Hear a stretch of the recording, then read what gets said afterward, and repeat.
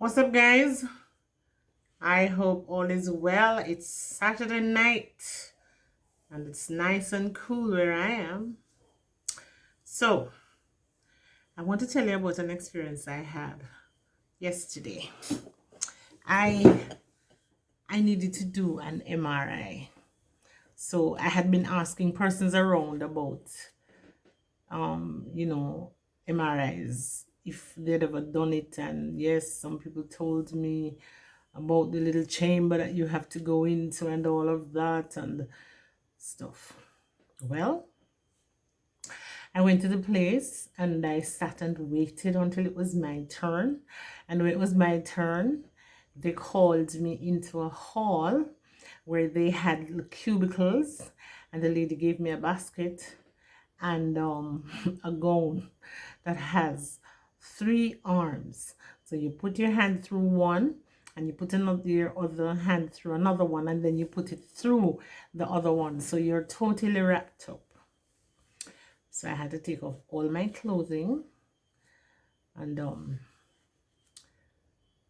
get into that thing. So when I stepped into the room where the thing was, and I saw it, I said to her, "That is it." I couldn't believe it. She said, "Yes." She said, "Are you afraid of small spaces?" I said, "Yes." I couldn't run away because I needed to get the thing done. So she's talking to me and she said I'm to climb up. And I went up and I was lying on my back, and there was something that cradled my neck. And she said I has to go up a little more, and I went up into the thing.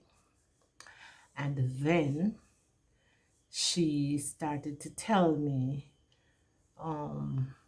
that she's going to push it straight up and, telling me what will happen. And then she said she was going to plug my ears. And she actually put some earplugs in. And they are like about an inch long. And she put them straight down. I actually felt them. And then she padded the place where beside my ears, although I had in the plugs, she put pads, thick pads beside my ear. All of this while I was lying down. And I'm just so nervous. And then she told me that I would be in there like for about half an hour. When I asked her, good heavens, half an hour, I'm thinking. And she said yes. So she said she was going to put something over my face as well. And so when the thing started to roll in, I started to panic. So I said to her, "If I need to call out to you, will you be able to hear me? Here, I'm going to give you something that if you need me, you can squeeze it." Lord have mercy. The thing carried me straight up into a little place. There's no wriggle room. You can't turn, you can't shit, you can't do anything. And then I ventured to open my eyes and I looked and saw that there was a glass thing over my face. So close. I closed my eyes and I sang in my mind and I said the 23rd Psalm and I tried to think of something pleasant. But listen to me. I'm thinking that with all the ears being plugged and the pads there, that thing made a racket. One everlasting heap of noise, it going back and forth, plung, plung, plung, plung. And then it sort of sometimes had a rhythm that you heard a sound on one side, like somebody was knocking, looking for something. It was a knocking, knocking, knocking, and then you heard another sound like it was responding. Oh my goodness. It's a the MRI, I think, means magnetic something imaging or something. I don't remember what it is right now, but listen to me. That was an experience because it's like you're locked into a coffin, let's say. My goodness. No, man.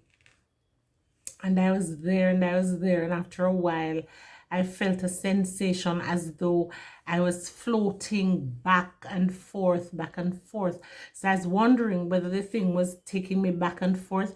And then I opened my eyes and I saw that it was still, it wasn't moving. So I don't know where that sensation came from. So I just closed my eyes and I was just thinking and singing and praying because I just wanted to get out of there. But after about 20 minutes, about 20 or 25 minutes, the thing stopped. And she pulled me out. She stopped halfway and I was wondering. And she said, I'm going to give you an injection.